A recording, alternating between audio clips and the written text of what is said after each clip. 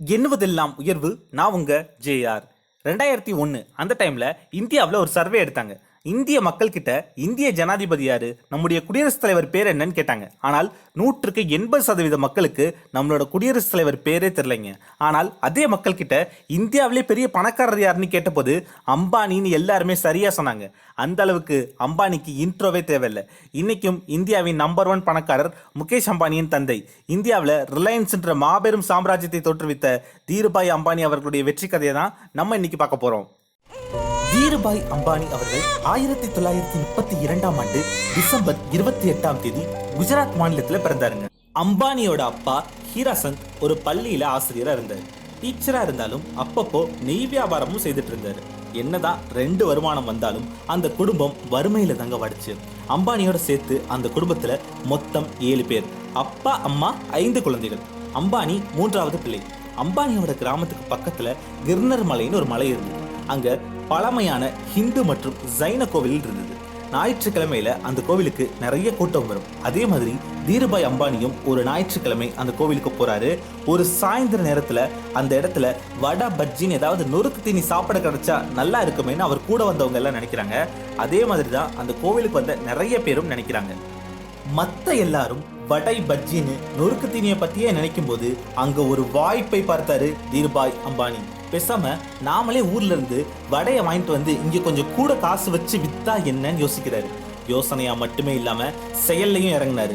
அடுத்த வாரமே கொஞ்சம் வடையை வாங்கிட்டு வந்து அந்த மலைக்கோவில்ல விற்கிறாரு. எல்லா வடையும் நல்லபடியா விற்பனை ஆகுது. இவருக்கு கொஞ்சம் லாபமும் கிடைக்குது. இதுதான் அம்பானியோட முதல் தொழில். இதே போல சின்ன வயசுல இருந்தே தனக்கு கிடைச்ச பல சின்ன சின்ன வேலைகளை பார்த்து ஓரளவு குடும்ப வறுமையை போக்குனாரு. மற்ற எல்லா விஷயங்கள்லயும் சுட்டியா இருந்தாலும் படிப்புல கொஞ்சம் மந்தமாவே தான் இருந்தாரு அம்பானி. SSLCல கணக்கு பாடத்துல ஃபெயில் ஆயிட்டாரு. இருந்தாலும் அடுத்த அட்டம்ப்ட்லயே அதை எழுதி பாஸ் பண்ணிட்டாரு. இந்த நேரத்துல தான் தீருபாய் அம்பானி அவர்களுடைய அப்பா இறந்துட்டாங்க. ஏற்கனவே வறுமையில இருந்த குடும்பம் இன்னமும் வறுமைக்கும் கீழே போனாங்க. ஆனா தீருபாய் அம்பானியோட அண்ணன் ராம்னிக் பாய் ஏமன் நாட்டுல ஒரு வேலையில இருந்தாரு. அதனால தானும் ஏமன் நாட்டுக்கு போயிட்டா ஏதாவது வேலை கிடைக்கும்னு நினைச்சாரு அம்பானி. ஆனா ஏமன் நாட்டுக்கு கப்பல்ல போற அளவுக்கு டிக்கெட் வாங்கணுமே, அந்த டிக்கெட்டுக்கு காசுக்கு எங்க போறது? தனக்கு தெரிந்தவர்கள் கிட்ட கடன் வாங்கினாரு. அது போக பக்கத்து வீட்டுக்காரர்களும் சில உறவினர்களும் அம்பானிக்கு காசு கொடுத்து உதவுனாங்க. அந்த காசை வச்சு இருக்கிறதுலயே குறைந்த பயண சீட்டு கப்பல்ல எடுத்துட்டு 1949ல ஏமன் வந்து சேர்ந்தார் அம்பானி. ஏமன் வந்த பிறகு இந்திய மதிப்புக்கு 100 ரூபாய் சம்பளத்துல ஒரு நிறுவனத்துல எடுபிடி வேலை கிடைச்சது அம்பானிக்கு. அந்த வேலையை ஆரம்பத்துல செய்யறாரு. அதன் பிறகு அவங்க அண்ணனுடைய சிபாரிசுல அவங்க அண்ணன் வேலை பார்த்த நிறுவனத்திலேயே 300 ரூபாய் சம்பளத்துல ஒரு நல்ல வேலை கிடைக்குது. சம்பளம் தான் கூடுச்சே தவிர வேலை அதே மாதிரி தாங்க. ஷெல் பெட்ரோல் பங்க்ல பெட்ரோல் போடுற வேலை. அந்த வேலையை தான் செய்யறாரு. தான் வேலை வரக்கூடிய வண்டிகளுக்கு பெட்ரோல் போடுறது மட்டும்தான்னா கூட அதை மட்டுமே செய்யாம அங்க நடக்கக்கூடிய எல்லா வேலைகளையும் கூர்த்து கவனிச்சாரு அம்பானி. மற்ற வேலை பார்க்குறவங்களுக்கும் தன்னால ஏதாவது உதவ முடியுமான்னு பார்ப்பாரு. அவங்களுக்கும் உதவுவாரு. எல்லா வேலைகளையும் இழுத்து போட்டு செஞ்சாரு. ஏமன் வந்தபோது அவருக்கு அரபி மொழி தெரியாது. ஆனா கிட்டத்தட்ட அந்த மக்களோட பேசி அரபி மொழியை நல்லா கத்துக்கிட்டாரு. 6 மாசத்துல திக்கி திணறி பேசினாரு. ஏமன் வந்த ஒரே வருஷத்திலேயே அரபி மொழியை சரளமா பேச ஆரம்பிச்சாரு தீருபாய் அம்பானி. இந்த மாதிரி இன்னொரு மொழியை பேச கத்துக்கிட்டது அவருக்கு ஒரு மிகப்பெரிய வாய்ப்பா அமைஞ்சது. அரபி மொழி நல்லா பேசுறான், எல்லா வேலையும் செய்யறான், எப்பவுமே துருதுருன்னு இருக்கான். இதையெல்லாம் பார்த்த அந்த முதலாளி பெட்ரோல் பங்க்ல பெட்ரோல் போடுற வேலையிலிருந்து அம்பானியை விடுவித்து அம்பானியை டெலிவரி கிளர்க்கா அப்பாயிண்ட் பண்றாரு. இதனால அவரோட சம்பளம் இன்னும் நல்லா கூடுச்சுங்க. இந்த தருணத்துல தான் பிரவீன் பாய் தாக்கர் அப்படின்ற இன்னொருத்தருடைய நட்பு அம்பானிக்கு கிடைக்குது. பிரவீன் பாயும் குஜராத்ல இருந்து ஏமன் நாட்டுக்கு தஞ்சம் பிழைக்க வந்தவர் தான். பிரவீன் பாயோட அண்ணன் ஏமன் நாட்டுல ஒரு கடை வச்சிருந்தாரு. அவரோட சேர்ந்து கடை வியாபாரத்துல ஈடுபட்டாரு பிரவீன் பாய். ஒரு கட்டத்துல அண்ணனிடமிருந்து விலகி பிரவீன் பாயே தனியா 1953ல ஒரு கடையை தொடங்குறாரு. பிரவீன் பாய் அந்த கடைக்கு வச்ச பெயர் என்ன தெரியுமா? ரிலையன்ஸ் கடை. கடை ஆரம்பிச்ச ஒரே வருஷத்துல நல்ல வியாபாரம். ஒரு கார் வாங்குற அளவுக்கு பிரவீன் பாய் அவர்களுடைய வாழ்க்கை தரமும் உயர்ந்தது. பிரவீன் பாயோட இந்த வளர்ச்சியை கூட இருந்து பார்த்தவர் தீருபாய் அம்பானி. நாம என்னதான் காலம் முழுக்க நல்லா வேலை பார்த்தாலும் தொழிலாளியாவே இருந்தா நம்மளால முன்னேறவே முடியாது. பிரவீன் பாய் மாதிரி ஏதாவது பிசினஸ் தொடங்கினாதான் நம்மளால முன்னேற முடியும்னு தீருபாய் மனசுல ஆழமாய் பதிஞ்சது இந்த சம்பவம். ஏற்கனவே தீருபாய் அம்பானி மனசுல இது போல பெரிய கனவுகள் இருந்தாலும் தன் நண்பர் பிரவீன் பாய் அவர்களுடைய தொழில் வெற்றி அவரை இன்னும் உற்சாகப்படுத்துச்சு. அதைவிட அவர் தன் கடைக்கு வைத்திருந்த ரிலையன்ஸ் என்ற பெயர் தீருபாய் அம்பானி மனசுல ஆழமா பதிஞ்சது. 1954 வரை 5 வருடங்கள் ஏமன் நாட்டில் வேலை பார்த்த தீருபாய் அம்பானி 5 வருடங்களுக்கு பிறகு ஒரு விடுமுறைக்கு இந்தியாவுக்கு தன்னுடைய வீட்டுக்கு வராரு. விடுமுறைக்கு வந்த அவரை வந்துட்ட அப்படியே உன் கல்யாணத்தை முடிச்சுட்டு போயிடுன்னு அவர் வீட்டில் கட்டாயப்படுத்துறாங்க. பிறகு கோகிலா பெண் என்ற பெண்ணோட திருமணம் முடியுது தீருபாய் அம்பானிக்கு.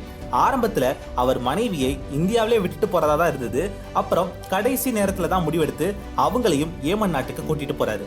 திருமணம் முடிந்த பிறகு திரும்பவும் ஏமன் நாட்டுக்கு வந்த தீருபாய் அம்பானிக்கு அவர் வேலை பார்த்த நிறுவனத்துல மறுபடியும் பதவி உயர்வு கிடைச்சது.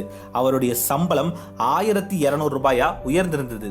கிட்டத்தட்ட ஆரம்பத்தில் அவர் வாங்கின சம்பளத்தை விட 12 மடங்கு கூட சம்பளம். நல்ல வேலை, நல்ல சம்பளம். வேற யாராவது இருந்திருந்தா இதுவே போதும்னு அங்கேயே தேங்கி இருப்பாங்க. ஆனா தீருபாய் அம்பானி அப்படி இல்லை. மிகப்பெரிய கனவுகளை கண்டார். உதாரணத்துக்கு மன்னர் பாபரை போல. என்னதான் அரச குடும்பத்துல பிறந்திருந்தாலும் தன்னுடைய ஆரம்ப காலகட்டத்திலேயே பாபர் தன்னுடைய நாட்டை இழந்துட்டாரு. நாடோடியா தெரிஞ்சாரு.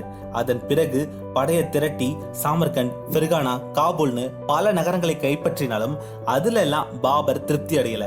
இந்துஸ்தான்ற மிகப்பெரும் தேசத்தை கைப்பற்றணும்னு அவர் மிகப்பெரிய கனவுகளை கண்டாரு. அதே மாதிரி இந்துஸ்தானத்தை கைப்பற்றி இந்தியாவில முகலாய சாம்ராஜ்யத்தை தோற்றுவித்து இந்தியாவை ஆண்டாரு பாபர். அதே மாதிரிதான் தீருபாய் அம்பானியும் ஏமன் நாட்டுல சின்ன சின்ன வெற்றிகளை அடைஞ்சாலும் அவருடைய கனவெல்லாம் இந்தியா மேலேயே இருந்தது. இந்தியா போய் தொழில் தொடங்கணும், ஒவ்வொரு இந்தியனும் தன்னுடைய ப்ராடக்ட்ஸை பயன்படுத்தணும், இந்தியாவில தன்னுடைய மிகப்பெரிய சாம்ராஜ்யத்தை நிறுவனம்னு மிகப்பெரிய கனவுகளை கண்டாரு தீருபாய் அம்பானி. அப்படி இந்த கனவையெல்லாம் நிறைவேற்றணும்னா இன்னும் நிறைய பணம் சம்பாதிச்சுட்டு சீக்கிரமே இந்தியா திரும்பணும். இன்னும் நிறைய பணம் சம்பாதிக்க என்ன பண்றது? அப்பதான் அவருக்கு ஒரு வித்தியாசமான ஐடியா தோணுச்சுங்க. இந்த வித்தியாசமான ஐடியாவை பத்தி நான் நம்முடைய திங்க் டிஃப்ரெண்ட் செக்மெண்ட்ல ஆல்ரெடி சொல்லியிருக்கேன். இதே மாதிரி நிறைய பிசினஸ் மேனோட திங்க் டிஃப்ரெண்ட் ஸ்டோரிஸை நான் அந்த செக்மெண்ட்ல சொல்லியிருக்கேன். நீங்க அதெல்லாம் இன்னும் பார்க்கலனா கீழே அந்த செக்மெண்ட்டோட பிளேலிஸ்ட் கொடுத்துருக்கேன், கண்டிப்பா பாருங்க. இப்போ தீருபாய் அம்பானியோட அந்த வித்தியாசமான யோசனை என்னன்னு பார்க்கலாம். ஏமன் நாட்டுல சில்லறை காசுகளுக்கு வெள்ளி நாணயங்களை தாங்க பயன்படுத்திட்டு இருந்தாங்க. இப்போ அதுல ஏமன் கரன்சிக்கு ஒரு நாணயத்தோட மதிப்பு 5 ரூபாய் இருக்குன்னா அதே அந்த வெள்ளி நாணயத்தை உருக்கி வெள்ளியாவே வித்தா அதோட மதிப்பு 15 ரூபாய்க்கு மேல இருந்தது. கிட்டத்தட்ட 2 மடங்குக்கு மேல லாபம். ஏமன் கவர்மெண்ட் நாணயத்தோட மதிப்பை தப்பா கணக்கிட்டுட்டாங்களா இல்ல அவங்க வெள்ளி நாணயத்தை அச்சடிச்ச பிறகு சில வருடங்கள்ல வெள்ளியோட விலை கூடிருச்சான்னு தெரியல. ஆனா இந்த மாதிரி அந்த நாணயத்தை உருக்கி வெள்ளியாவே வித்தா நல்ல லாபம்னு அம்பானிக்கு புரிஞ்சிருச்சு. அதனால முதல்ல தன் நண்பர்கள் கிட்ட இருந்த வெள்ளி நாணயத்தை சேகரிச்சாரு. அதன் பிறகு இது போல நிறைய இடங்கள்ல இருந்து வெள்ளி நாணயத்தை கலெக்ட் பண்ணி வெள்ளியாவே உருக்கி விற்க ஆரம்பிச்சாரு. சில மாதங்கள்லயே ஏமன் கவர்மெண்ட் இந்த தவறை கண்டுபிடிச்சிட்டாங்க. அதனால அவங்க எல்லா வெள்ளி நாணயங்களும் இனி செல்லாது, அரசே அதை ரிட்டர்ன் எடுத்துக்கோன்னு அறிவிச்சாங்க. அதுதாங்க டிமானிட்டைசேஷன். ஆனா அதுக்குள்ள தீருபாய் அம்பானி இதுல ஒரு மிகப்பெரிய தொகையை சம்பாதிச்சிட்டாருன்னு சொல்லணும். நிறைய பேர் இது தவறுன்னு சொல்லலாம். ஆனா அம்பானி எங்கேயும் திருடல, யாரையும் ஏமாத்தல. சட்டத்துல இருந்த ஒரு ஓட்டைய தனக்கு சாதகமா பயன்படுத்திக்கிட்டாரு, அவ்வளவுதான். இதே மாதிரி ஏமன்ல அவர் இருந்தபோது ஒரு நொடியை கூட வீணாக்காம பகுதி நேர இன்சூரன்ஸ் ஏஜென்ட்டா வேலை பார்க்கறது, ஓய்வு நேரங்கள்ல இன்னும் ஏதாவது வேலை செய்யறதுன்னு புத்திசாலித்தனமா பல வழிகள்ல பணத்தை சம்பாதிச்சாரு அம்பானி. அதே நேரத்துல 1957ல அம்பானிக்கு முதல் குழந்தை பிறக்குது. அதுதான் முகேஷ் அம்பானி. அதுக்குள்ள ஓரளவு பணமும் சேர்த்து வச்சிருந்தாரு அம்பானி. சரி, கஷ்டமோ நஷ்டமோ இனி இந்தியா திரும்பி தொழில் தொடங்கலாம், இந்தியாவில் நம்மளோட ஆட்டத்தை ஆரம்பிக்கலாம்னு முடிவெடுத்தாரு தீருபாய் அம்பானி. இந்தியா திரும்பிய அம்பானி ஆரம்பத்துல செய்த முதல் தொழில் என்ன? இந்தியாவில் ரிலையன்ஸ் என்ற மிகப்பெரிய சாம்ராஜ்யத்தை உருவாக்கியது எப்படி? இதெல்லாம் தீருபாய் அம்பானியோட சக்சஸ் ஸ்டோரி பார்ட் 2ல பார்க்கலாம்.